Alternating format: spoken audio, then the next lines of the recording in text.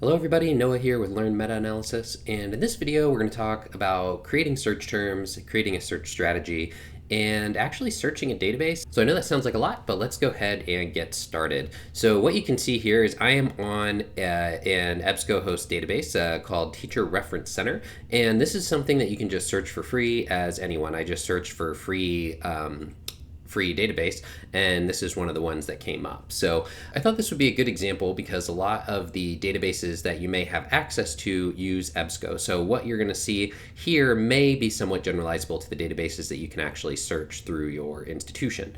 So let's go ahead and talk about search terms first. Now, I am going to use search terms that are very familiar to me just for the sake of conversation because I know it's something I can come up with quickly off the top of my head as we're talking. So a lot of my research is around pedagogical agents, which are virtual characters that help people learn. So we're going to use pedagogical agents as an example, and we're going to pretend we are searching to try and find all the studies we can around pedagogical agents in regards to learning and motivation. So the first thing that we might do is type in the term pedagogical agent. Let's see what comes up.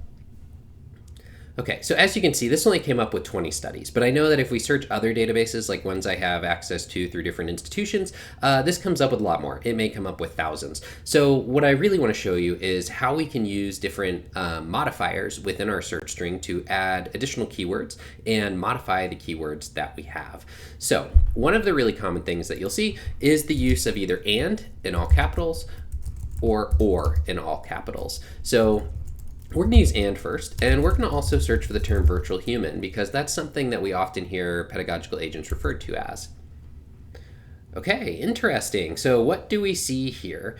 Here, what we see is essentially that we have greatly reduced the number of studies, right? Because we, instead of just having to have the term pedagogical agent, we are now saying we also have to have the term virtual human. Now this reduced us all the way down to 2. So if you extrapolate that out in your mind to what a bigger database would be, you could see that confined it down a lot. Now that might not be what we actually want. Maybe it is, right? Maybe we only want to know about pedagogical agents that look human-like and might be called virtual human. But even so, this feels very narrow for me, even if we were doing a study such as that. So instead, what we might want to do is use the term or. And so what this will do is it'll find studies that have either one of those terms. And now you can see we went from only having 20 results to now we have 32 results, which is great. So what I'm going to do is I'm going to type in just a couple other terms that I know might be relevant here. So one of them is conversational agent. And another one is, you know what, we'll just leave it at that. We'll leave it at that for now. Okay, and now we'll hit search so we can see what happens. Okay, that increased it a little bit more, right? Now we're to 39. So what do we want to do if we want to say that we want to find studies specifically about learning or motivation, right? Rather than some of these might be about other things. But let's say we want to also search for something related to learning. Like we want a search term in there related to learning so that we know every study we find at least has something to do with learning or mentions the word learning. So the first thing I did was put parentheses around these search terms. And what that is doing is it's saying we're looking for studies that say pedagogical agent or virtual human or conversational agent. So we're basically saying it can have any one of those 3 words. And we want it to have the word learning. Now here's what's interesting. I want to show you something here. So first I'm going to do the search with the term learning. And you can see that drops it down to 34. Now, what if I use that? Okay, in this case, it didn't change anything. But what we can do is we can use this asterisk in a lot of databases so that it can have any ending to that word. So it would capture things with learns, and it would capture things with learning, and it would capture things with learned. So what I like to do is use the asterisk quite a lot, to be honest with you. And then what about motivation, right? So we talked about potentially wanting to know about studies around motivation too. So what we can do is we'll throw another bracket up here. We'll use or, and we'll say just part of the word motivation, because I don't really care if it's motivational or how the word ends, or motivated, any of those things. So by using this, I'll say anything that comes after the letters MOTI is okay. So now what is our search string saying? Our search string is saying you need to have one of these keywords related to a virtual agent, and either a study that has to do with the word learning or a study that has to do with the word motivation. So let's see what that finds us. Okay, ironically, that kept this at 34. I kind of expected that to expand, but I think it's because this Teacher Reference Center database is probably not as expansive as some of the other databases that exist out there.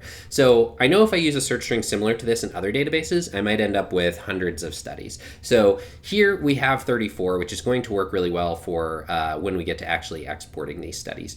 But let's talk practicality for a minute about search terms, okay? So as you start to use different varieties of your search terms, there's a couple things that we need to be thinking about. One, are we using all the relevant search terms? We need to make sure that we are. Otherwise, what could happen is you go to submit your study for a review, and a peer reviewer might say, hey, you didn't search for this, so you didn't find studies around this, which means you missed a whole bunch, right? So you need to make sure you have all of your relevant search terms in there. The second thing is a really common question I get has to do with how many studies is too many to review, right? So imagine that we do our search, we'll do this search here, just looking for one of those three words. I know we only found 39, but let's pretend instead that was like 3,900, right? So the question that comes to mind is, should we narrow this down? Do we have to narrow this down? And the answer is not simple because it depends a lot on the context, right? It depends a lot on what you're finding and how much time you have, and also the importance of this being a fully comprehensive review, right? So let's say for our purposes, we know that there are a lot of studies around virtual humans in, let's say, medical contexts. They've been used in like counseling and for treatment of some psychological disorders or something like that, right? Like, let's pretend that we know that type of work exists, but it's not relevant to us.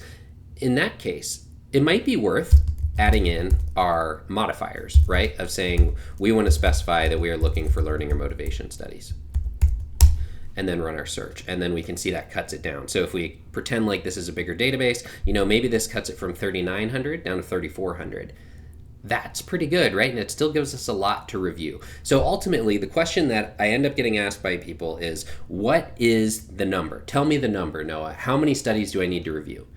Unfortunately, I can't give you that number because it's going to totally depend on your field, right? So in my area of multimedia learning and educational psychology, educational technology, virtual characters, my personal benchmark is I want to see at least 1,000 studies in there. And this is across all databases, okay? And after the removal of duplicates and things like that. That's not only 1,000 in one database. That brings up a whole separate question about how many databases should we search, but we'll get to that in a second. So I like to see at least 1,000. So if I search one database that is of moderate size and it seems like everything that came up is relevant and I'm at, let's say 600 or 700, I'm probably going to be okay with that because I know I'm going to be searching other databases too that are going to cover more ground and help increase that number of studies. So yes, this is going to be time consuming, but something to think about when you are preparing your database or building your database is you want to make sure your meta-analysis or your systematic review is fully comprehensive, right? I can't even begin to tell you the amount of frustration you feel when you submit a review and let's say you searched like 6 databases and maybe you had 1,200 studies that you reviewed, and then a reviewer comes back and says, oh, you missed this database and I think it's really important because there's this whole other area of research that is basically the same thing but it's called something a little bit different.